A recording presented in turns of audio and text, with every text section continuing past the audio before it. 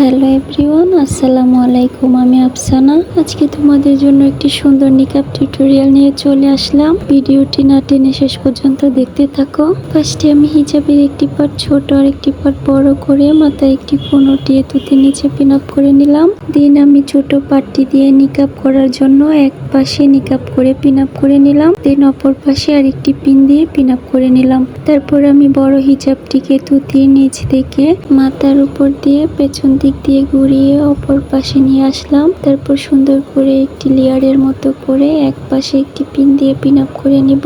দেন অপর পাশেও আরেকটি পিন দিয়ে পিন আপ করে নিব।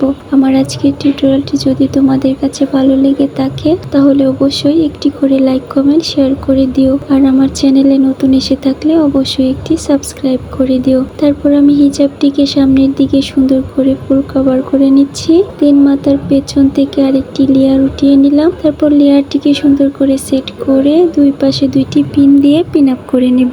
আর ভিডিওটি যদি তোমরা ফেসবুক পেজ থেকে দেখে থাকো তাহলে অবশ্যই আমার পেজটি লাইক, ফলো এন্ড শেয়ার করে আমার পাশে থেকো।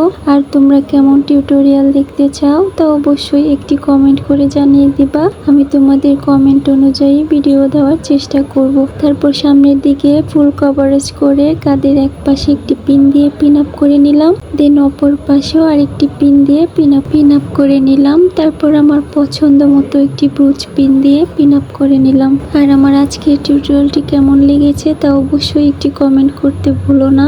আজ এই পর্যন্ত। ভালো থেকো, সুস্থ থেকো, সাবধানে থেকো আর আমার জন্য দোয়া করো। দেখা হবে নেক্সট ভিডিওতে। আল্লাহ হাফিজ।